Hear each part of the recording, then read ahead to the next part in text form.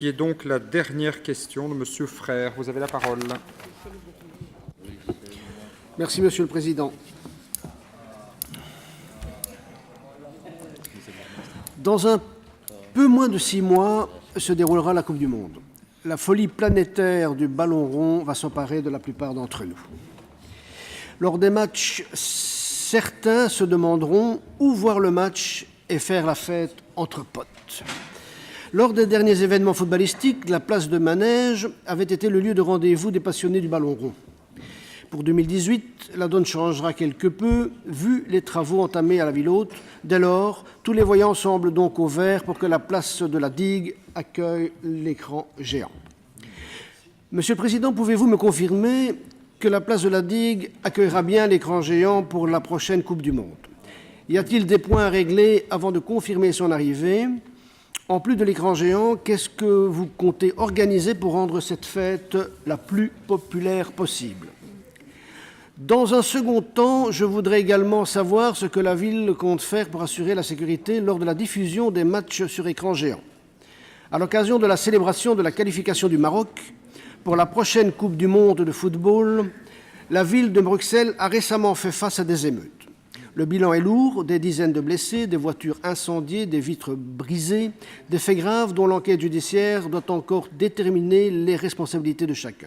Dès lors, comment la ville étudie-t-elle de concert avec la police l'ensemble des possibilités pour contrecarrer de possibles émeutes?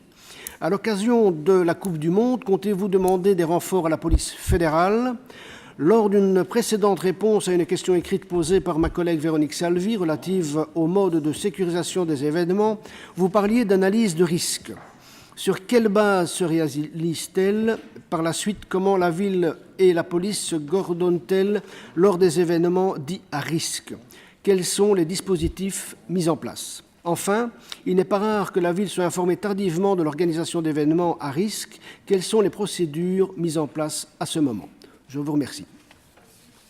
Merci, Monsieur Frère. Ma réponse sera extrêmement concise, puisque, en réalité, nous n'avons toujours pas été saisis de demande de placement d'un grand écran sur la place de la digue. Et donc, puisqu'il n'y a pas de demande, je ne peux pas vous donner de réponse précise. Mais je vais quand même vous donner 2-3 éléments, en vous disant d'abord que si une demande devait arriver, nous y serions a priori favorables, puisque la place de la digue a été conçue pour être effectivement une place événementielle, qu'elle a accueilli de grands événements. Viva for Life, elle accueillera bientôt le village de Noël, etc. Et donc elle se prête bien a priori à ce type d'événement. Et ça permet par ailleurs d'animer ce quartier de notre ville au grand profit de l'ensemble des commerçants qui y sont actifs. Si la demande arrive un jour, nous procéderons alors comme nous procédons toujours, c'est-à-dire à une analyse de risque avec les services de la police, avec éventuellement la police fédérale.